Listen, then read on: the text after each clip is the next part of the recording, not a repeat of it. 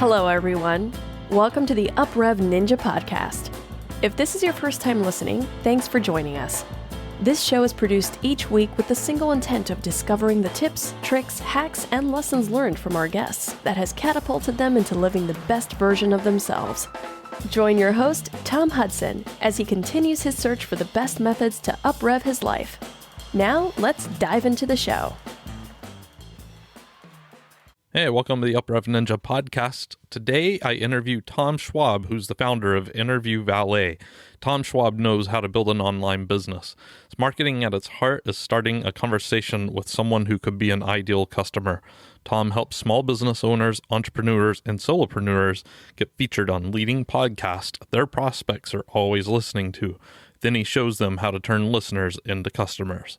So welcome Tom Schwab to the UpRev Ninja Podcast.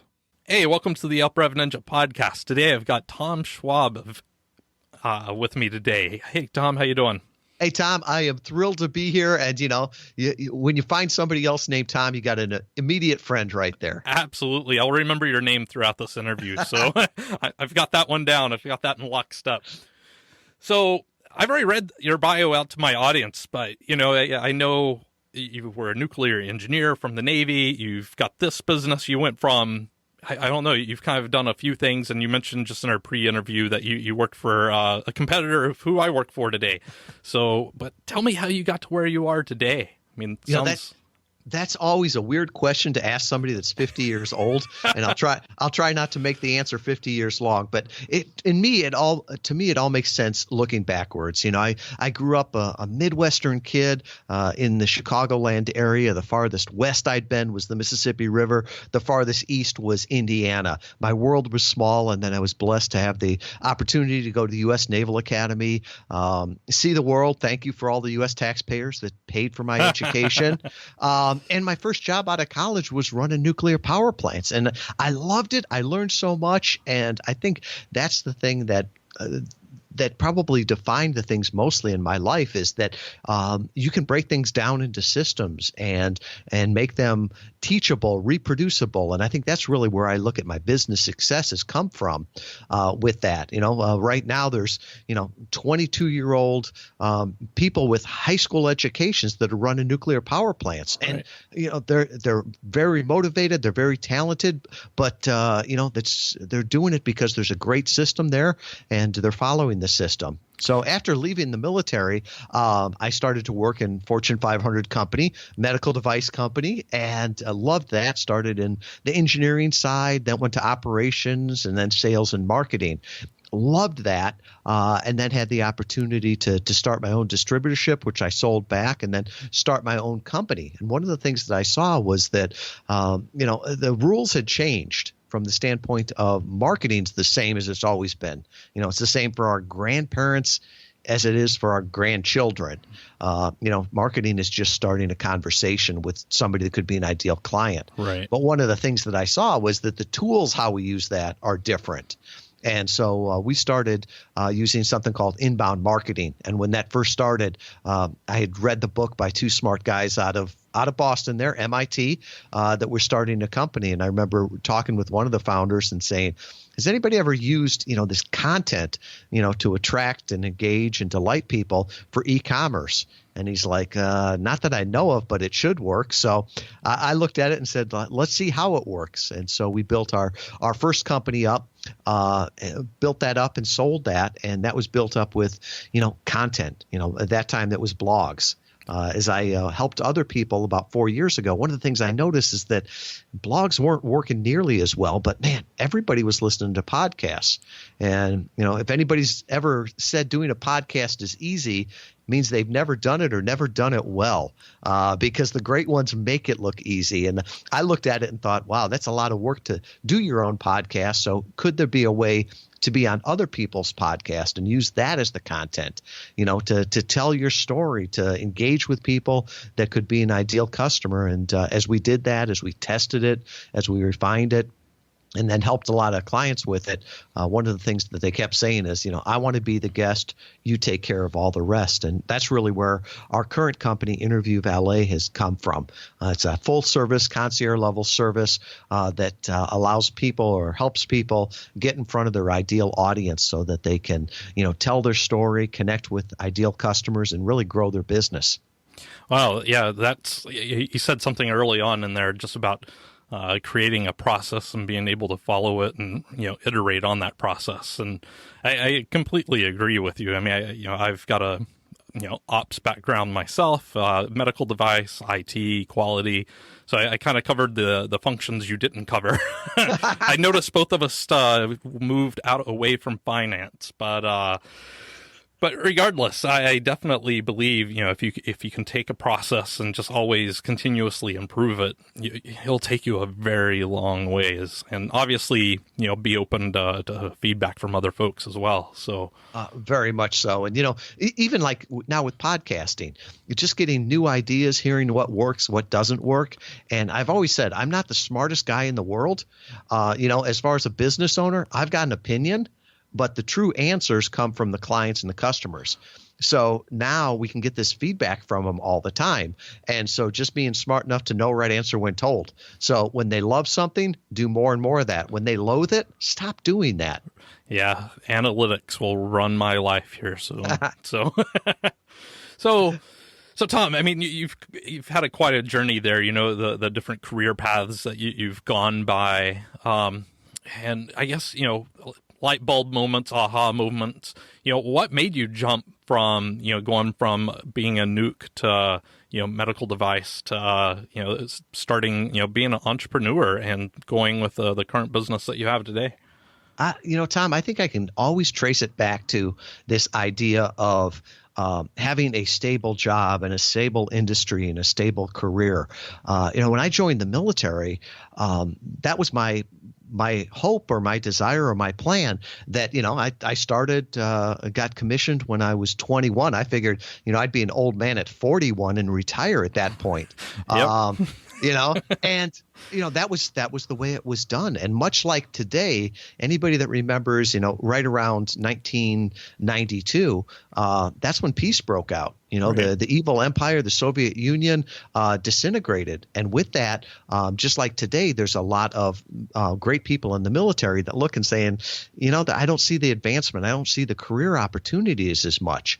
And so all of a sudden, I took this industry that I thought I'm in, they'll always have that. And really it changed. And so I thought, okay, what's the next, stable industry that I can go into? Work for a Fortune 500 company. That's great. You can do that. There's advancements. And I did that up until 2008. And really that was when Michigan led the nation into the Great Recession.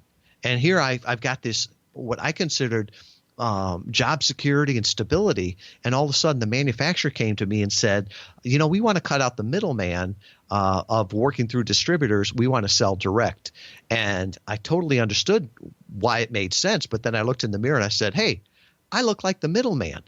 Oh. So with that, I looked at that and said, I had done nothing wrong, but the game had changed. And don't get me wrong, the company, the manufacturer did well by me, bought the distributorship back and everything. But one of the big aha moments that I had from that is that ultimately your job security always comes from your ability to add value. And that the more people you're adding value to, the more job security you have. From the standpoint of diversifying risk, when I worked for the government, the Navy, or when I worked for a corporation, I had one customer, and they gave me the check every 2 weeks. Now as an entrepreneur, I love it so much more because it's diversified. You've got more people to work with. You've got more opportunities. And also, as far as the job security, as long as you can keep adding value to people, they will keep paying you. And that's really what it focuses down to. Yeah, no, that's and just completely, side note, you're in Kalamazoo, right? I am. Yeah, so I've been there. Just wanted to let you know that. Well, and I'll be honest. I tell the story of I came to Kalamazoo in 1992. Yeah. I'd gotten out of the military. And remember how I said my world used to be small. Then I went around the world, and then I got offered a job in Kalamazoo. And on a snowy February day, I said, I'll take the job, but I'm not dying here. And now, 25 years later, it's home. But one of the things that I love is that now work is what you do, not where you go. Absolutely. So, as long as we got an internet connection here, it doesn't matter if I'm in Chicago, San Diego, Boston, or the Upper Peninsula of Michigan. Right. As long as I've got an internet connection, boy, that's amazing that the world can be a very, very big place again. And it's funny. I've lived in all those places: Sault Ste. Marie, Michigan, Grand Rapids, San Diego, and Boston. Yeah, so beautiful places with a lot lower cost of living than other places, and just great opportunities and great connections with people. Today I've talked with somebody in Boston, in Singapore, and one of our clients in Dubai, United Arab Emirates. So the world is a great place. There's a lot of things wrong in the world right now, but boy, if you don't pinch yourself every day by the opportunities we have and the technology we have, you're missing out. Oh, I completely agree. I mean, it's there's so much out there that we have access to now. It's going to be overwhelming, which is an issue within itself, Right. So, Tom, I loved your story, and I was trying to hear something in there, and I don't actually know if I heard anything, which is completely fine. But it sounded like you're very strategic and future focused, and while being mindful of the present. But was there anything that ever kind of held you back in either advancing in your career or moving to Kalamazoo or anything like that? Shame, embarrassment, fear. Anything like that. We sometimes get in a stage of contentment and we're happy where we're at, or we don't even know that we're not happy, which is worse. And, has there ever been something that you've realized that kind of held you back and from becoming the best version of who you are? It's always, the story is great when you tell it in hindsight. Yeah. But when you're going through it, it feels like a tragedy. And right. For me, a lot of times I would look at it at the time as fear. And whenever anything changed, I think I'll speak for myself that my first inclination a lot of times is that it's changed for the worse, right? So you just figured out the chessboard, you figured out life, and somebody comes back by and nudges it, and all the pieces move. And your first inclination is, oh man, this messes up everything. This messes up my plan. But the thing is I think it's just as important to come back and say, okay, what has changed, and not make a value judgment out of it, but what has changed, and how can I use this change? When I saw that the things in the military were changing, it's like, wow, I sort of had my next 20 years planned out. What does this mean? And as I look back on it, it was the best thing that ever happened to me. Right.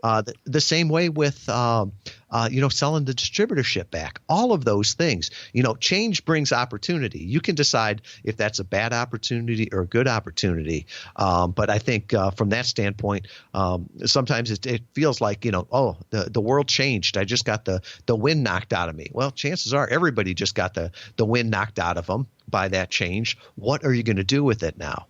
When the Great Recession hit, everybody was sort of back on their heels. Right. And it was the ones that sat down and said, poor me, I'm going to wait till things get better, that things never got better. Those ones that said, there's got to be opportunity here someplace, and I'm going to find it. That's to me, whatever has held me back has not been the outside world. It's been my perception of the outside world. Absolutely. It's all about how you frame it in your mindset. It's funny because you've hit on a few things that are, happened to me very early on in my career. So I graduated high school in 94. So I was, I grew up in the Bible Belt, northern Texas, very militaristic, family, and just the region that I grew up in. So I was gung-ho about joining the Navy. I wanted to be a SEAL, and I had, at that time, 10 plus years of martial arts under my belt. I, was peak physical shape. And, Clinton was in office and he was trying to make the military smaller. One little mishap when I went in for my physical, I failed, and he had created a policy whereas if you failed when you went down for your physical, you couldn't go into the military or try out again for 2 more years. Well, when you're 17, like I went down on my 17th birthday, 2 years is an eternity. So, and this was between my junior and senior year in high school. So I immediately flipped that around. I'm like, all right, what's my entire life I wanted to go military. I'm like, okay, that's not an option. What's my next thing? So I, went to school. And in 97, I started working for GE Appliances down in Dallas. And in 99, I was helping run the Y2K program. If you don't know what that is, Google it. It's quite funny. But that's right. So I was helping run that, and I actually got laid off 2 weeks before Y2K, right before New Year's of so mid-December 99. And my wife at that time was 5 months pregnant. And, I was 23. And I was like, what? Like, the world was kind of thrown upside down. I was had a small business on the side, and that I had one client. They hadn't paid in 60 days. An hour after I got laid off from GE, they called and said they had got rid of their one IT person. They wanted to hire me and my business partner full time, and they had a check waiting for us for the 60 days. So I was able to basically have no job at GE, triple my income within 2 hours. And not just for me, but me and a partner. And within 6 months, we sold off that business. And all of that happened, the military thing was 17, and then my departure from GE into, my one of my first large entrepreneurship businesses, I was 23. So I learned early on in my career, it's all about the mindset and how you frame things. So and sometimes it's seeing the opportunity in it. When we started to do podcast interview marketing, did it for a handful of clients, and it made sense. It worked, and we had more and more people asking about it. So people said, "Well, would you put a course together?" So I did an online course, and it never came out of beta, Tom. It was great. I mean, the feedback on the course was great. We were putting things back into it. I sold about $50,000 worth of this course, and nobody ever asked for a refund. But when I asked people at the end, well, have you used it? The vast majority of them said, I understand how it works. I just, I want to be the guest and have somebody else do all the rest. So I could have kept pushing that. But instead, I had enough customers saying, could you just do it for me? Could you just do it for me? And, that became the tagline from one of our clients, let me be the guest and you take care of the rest. So really that I was getting feedback from the market. It wasn't negative or positive. I could look at it as so. But it was really, what are they telling me? What do they want? And from that, man, I could have had a course that sold well that nobody did anything with, or I could, have a company that's, working with top talent, working with, big name brands, Simon & Schuster, and meeting all these amazing people. But I had to first say, the market has told me something. How am I going to respond to that? I'm glad you were listening. So it's actually a fantastic segue. What's the best advice you've ever received, Tom? I always flip this question around because it's memorable to me. It's the worst advice I ever received. Absolutely. And it turned out to be the best advice I ever received. My grandfather, I think, was about 17 years old, and it was the only wrong thing that old Irishman ever told me. And he said, choose carefully who you drink with because you can't choose who you work with. And I'll always remember that. He was a mechanic in a small town. If you came to him with a car, you were his customer. And the world's not like that for most people anymore. It's sure not that way for me anymore. And I've always looked at that and thought, I want to work with people that I like, Right. I want to choose carefully who I work with. And that's been one of the best things that's the best business advice. Because, when I'm working with people that that I love working with and that they love the product and the service that I'm providing, man, they get so much more out of it. We do such a better job. Everybody's happy with it. And at the end of the day, you're just like, they're thrilled to pay. And you almost feel guilty for cashing the check because it's like, wow, this was a lot of fun. That's a good place to be in, though. That's a very good place. And I think that's the way it should be. Yeah. We all don't need, billions of customers. Most of us don't. Most of us with, a handful, 100, maybe 1,000 customers could serve them and could get our dreams met too. So why are we going out for those masses and masses? No, just focus on helping your ideal customers. And I think that's one of the things that's all people have always struggled with. They're like, well, I've got to change this. I've got to change that. It's like, no, with what you have right now, with the service or product, there are hundreds or thousands of people that you could help right now. The problem is they don't know you exist. So just changing a feature or a benefit right here isn't going to help anybody. You need to go out there and let them know you exist, how you can help them, and not so much to sell, but just to say, hey, I can help solve your problem. And I think that's the biggest problem any of us have right now is that it's not our product or service, it's that we're just obscure to our ideal customers. Yeah. No, I think that's definitely a good point. Being able to niche it down, right?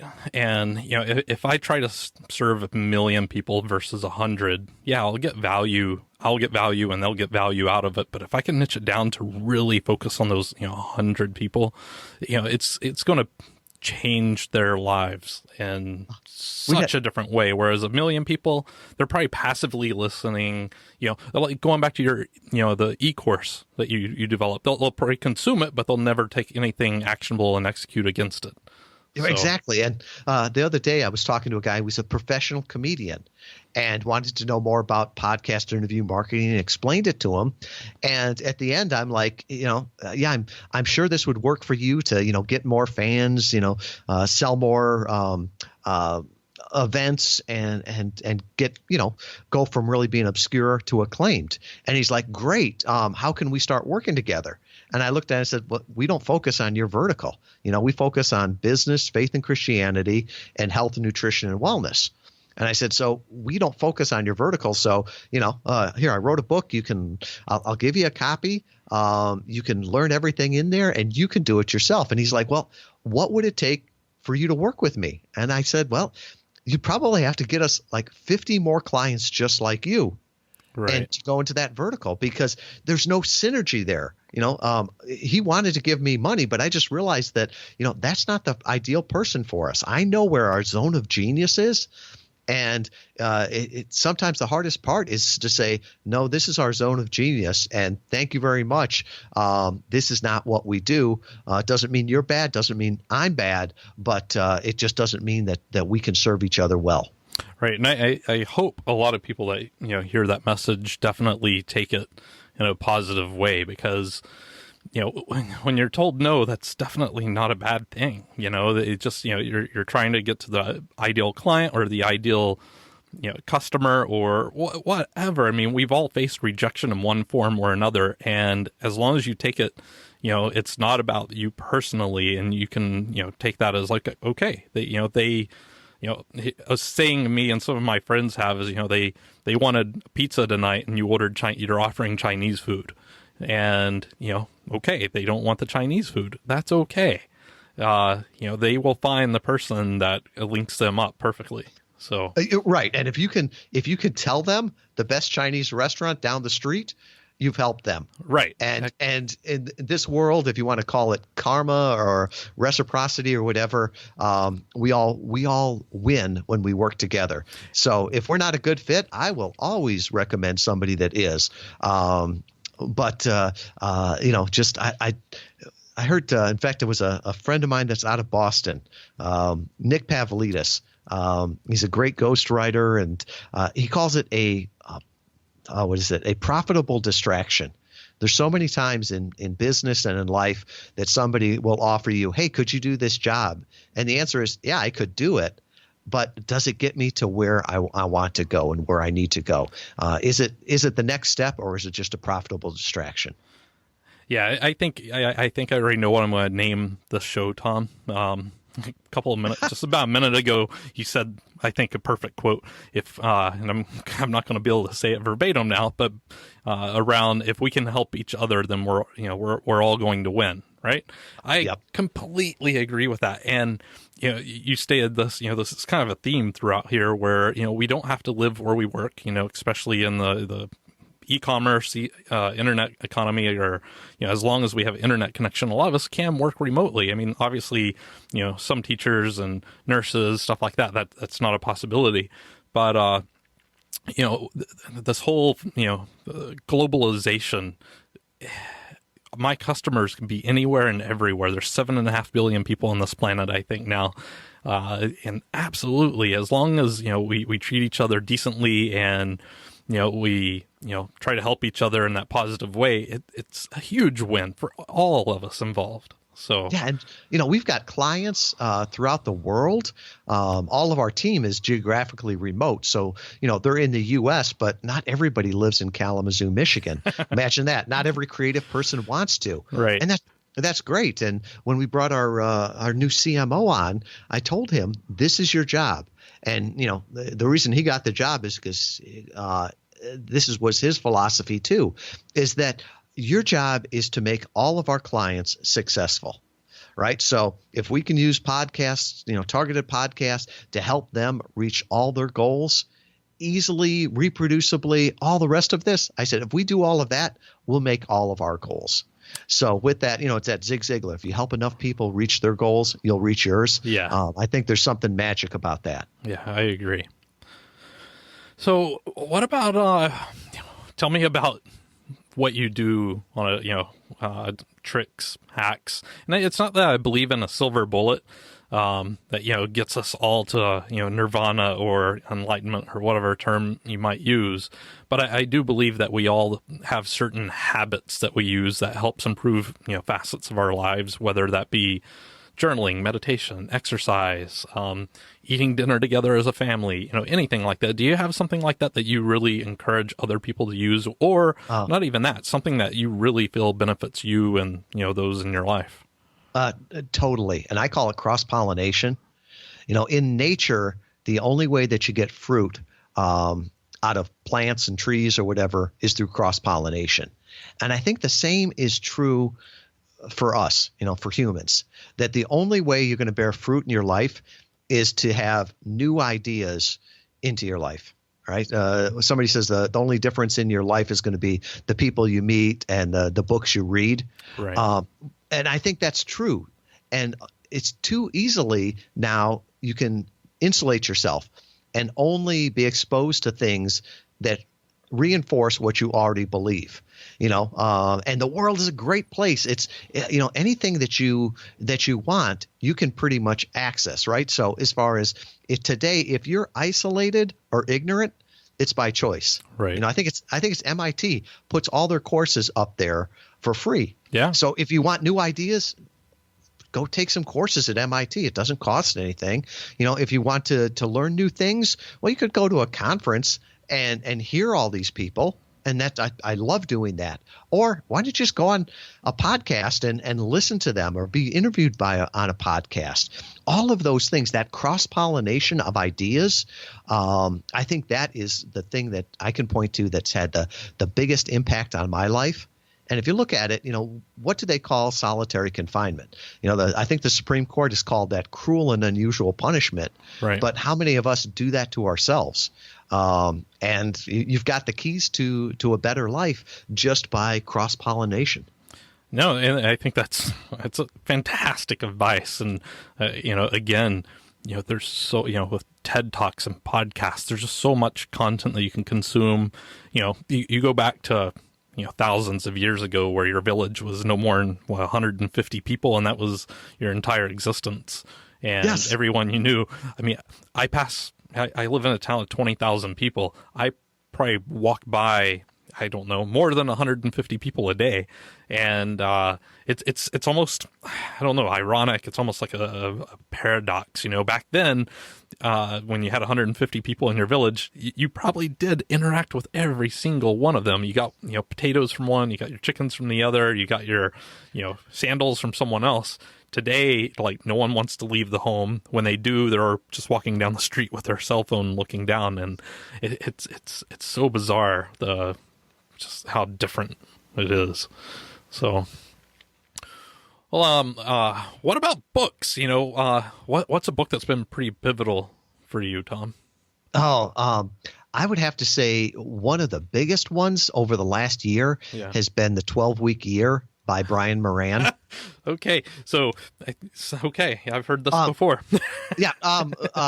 Chloe, yes. Yeah. Our mutual friend, she mentioned that also. She did? And I thought, originally I looked and thought, I should mention a different book. But no, that one I'm going to point to because that has made our company works off of it. Our family works off of it. Brian is another Michigander here. He's up in East Lansing, the author of it. But I think it's such a powerful way to look at things of breaking it down into 12-week chunks. It's amazing what you can get done in 12 weeks. And, there's, you think there's a season for everything.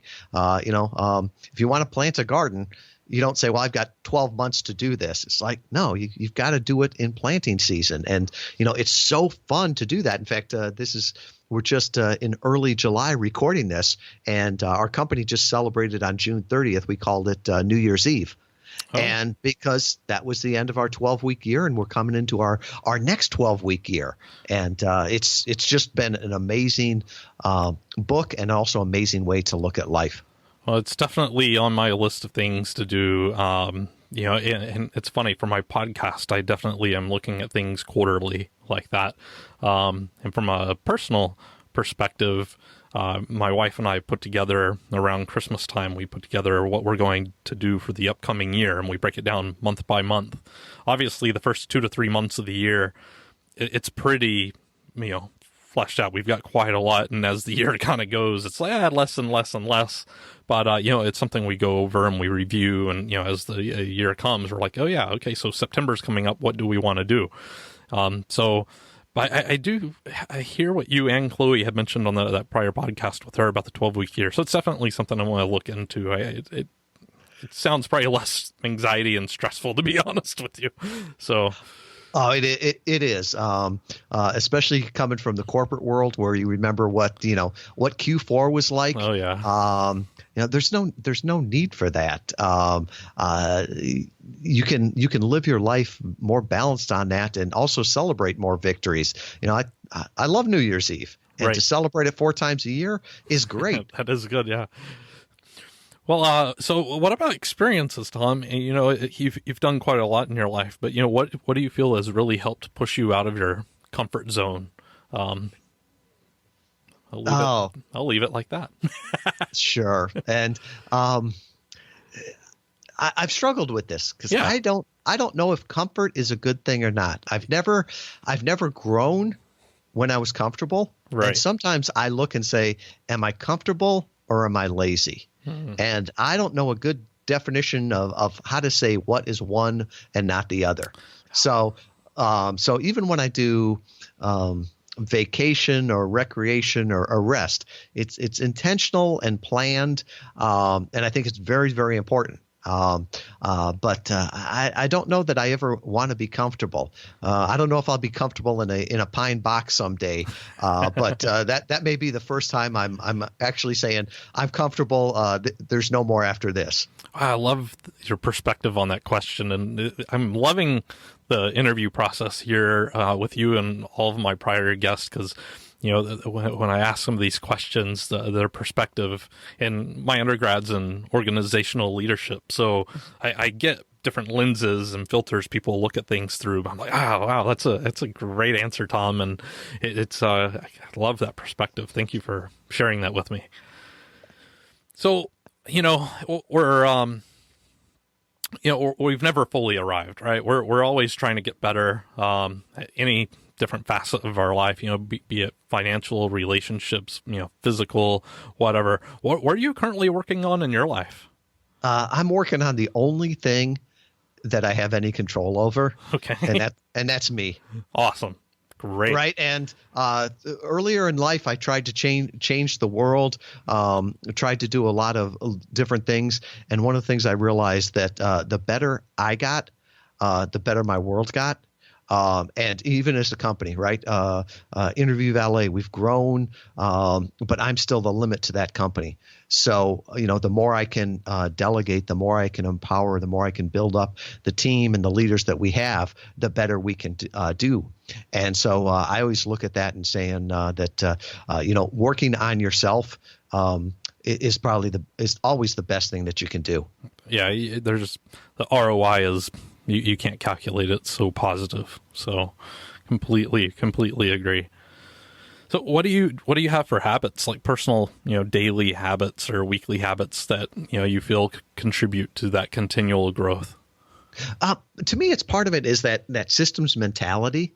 Like at work, everything we do is systematized. So we're not perfect, but when we do learn something, we make sure that we really do learn it and use that so we don't make a mistake again, and see what works, what doesn't, listening from that, and just being very intentional. It's very easy just to be reactive to the world and always feeling like you're one step behind. But I think if what I focus on is that if you're more proactive, taking the time to sharpen the axe, and I can't think of, Stephen Covey talks about it. Right. Time sharpening the axe as opposed to just swinging it all the time. And I'm an early morning riser. So, I'll get up in the morning, I'll do some exercise, I'll do some thinking. I've really gotten good where I used to look at my email at the very beginning, and that's a bad habit. Yeah, it is. Start the day with what are other people's priorities for my life, and so if I can spend the first few hours, and then look at email at 8:00, I'm much better. And coming up with ideas, things like that. I love listening to podcasts, and people say, what podcast do you listen to? I'm like, I've got a few favorite ones, but it's really whatever ones our clients are on.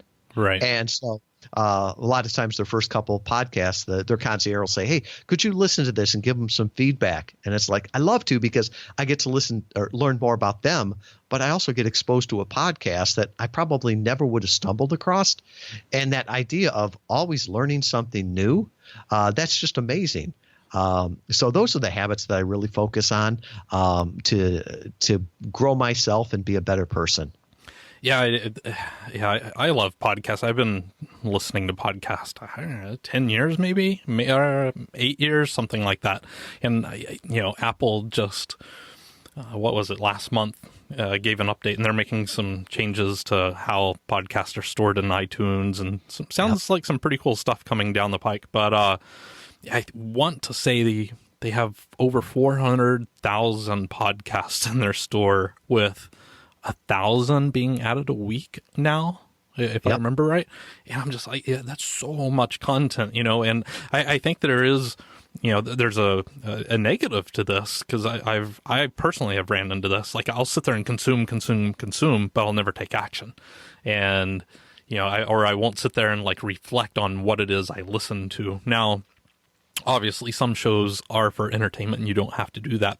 I typically listen to self-help, self-development, stuff around relationships or finance or whatever. So yeah, there is actionable content, and so that's something I'm more mindful of. So one of the things that I have done when I listen to podcasts, and I've incorporated this into this podcast here, is when I listen to a podcast, I always try to write down 2 or 3 things I took away from that show that I want to implement. And that's how I'm wrapping up my own podcast now. When after the interview, I always go back and listen to it, and I take away, what my key takeaways were, and I share those. And then I hope my audience does the same, because I want to see what perspective they're hearing and what they're learning as well. So that's how I'm, I've taken that action, and that's what I'm doing in my own podcast. So I love that. I remember, I don't know if it came from a professor or a pastor or what, but they said after every book, after every movie, after every, a sermon or presentation, They said, ask yourself 2 words. So what? So what does it mean? And it doesn't mean you have to do a book summary of the entire thing, but so what's this mean for my life? How's this going to change my life? The idea is not just to consume, but to be better because of the consumption. I love how easy that question is. It's awesome. So, Tom, kind of wrapping up here, what about some parting guidance for the audience? I'd say the so what that I share with you is that if you're listening to podcasts, you understand the power of this medium. This connects like no other. You understand that it's growing. We talked about, Apple just changed some things to the way they do podcasts. I think podcasts are about ready to explode with all the different analytics and the advertisers getting in. So the question is that, the question's not, will people be listening to podcasts in the future? No, you know that they will. Right. The question is, are they going to be listening to you or your competitor? Right. And that's something that you can decide. And you've got something that you could help them with, you could share them with. You could start your own podcast. You could be a guest on other people's podcasts. But just like we talked about before with that cross-pollination, you've got something right now, a product, a service that could help hundreds, thousands of people. And the reason that you're not helping them is because they don't know about you. So what are you going to do about that? And I don't think there's any breaking through the noise anymore. We all filter it out. What you've got to do is get in on the conversation, and being on a podcast is a great way to do that. So my final thing would be, so what are you going to do knowing that? Fantastic. Thank you, Tom. So what's the best way for us to connect with you? Sure. I tell you what, I'll make up a page just on interviewvalet.com. So it'll be interviewvalet.com/ninja, and all my information will be there, social media, email. I'll also put a copy, the digital copy of the book I wrote, Podcast Guest Profits. It's exactly what we do at Interview Valet to turn listeners into leads. And if we could help you in any way with that, we would love to work with you. So all that contact information will be there just at interviewvalet.com/ninja. All right. Awesome. Thank you very much, Tom. And just one final question here. So I always kind of end the show, for you, is there something that, a project or something that you're working on that you would like to promote or, share with the audience? Yes. One thing, podcast interview marketing. Right? Yes. I'm passionate about this. The idea that you can use podcast interviews to get your word out. I'm just like the advocate of that. Think about it, talk about it, Google it. There's some great information out there. Share that idea with people, because I really believe in 5 years that podcast interview marketing will be as commonplace as, say, email marketing or social media marketing as a way to get your word out there. So just think about that, spread it around. And, if you don't agree with that, hey, come over to interviewvalet.com/ninja and let's connect and we'll talk about it. That's awesome. All right, cool. Thank you so much, Tom. I really appreciate that. I really appreciated talking with you today. This is, it flew by. Awesome stories. I love your advice. There's some, after I told you, I think I know what I'm going to name the show. Then you brought up cross-pollination. I'm like, ooh, that's good too. So there's a lot of awesome golden nuggets in this. I think this is going to be hard for me to only come up with, or only list 3 key takeaways. I think I've got quite a few out of this. So, thank you very much for your time today, Tom. Well, thank you, Tom. So that episode's just loaded with value bombs. Tom is he's the founder of Interview Valet, and after this, that episode just loaded with just tons of value. After listening to this and interviewing Tom, it's no wonder he runs and founded Interview Valet. Just the amount of content that he was able to pack in that 40 minutes is truly amazing. And, a couple of things, there's so many takeaways from this, I don't even know where to begin. But, the name of the show, Change Brings Opportunity. That's so relevant, and it's so true. There's just a couple of good one-liners in there as well. He talks about your job security comes from a number of people you're adding value to. The quote from, I believe he said it was his grandfather, choose carefully who you drink with because you can't choose who you work with. These are all good. And then the whole topic that we got into about the zone of genius. And then, we also talked about niching down your business and, forming a tribe. And, I was thinking about this during the interview, but I couldn't remember what it was. And I've got this in the show notes, but Kevin Kelly, I think it was in 2008, wrote an article called 1,000 True Fans. That's exactly what Tom was talking about, and it's so true to this day. There's just so much freaking content in this. It's amazing. So, I hope you took the opportunity to sit down, listen with some headphones on, and, take some notes, and, next step, take some action. Other than that, I would love to hear what you've got to say about this episode. And,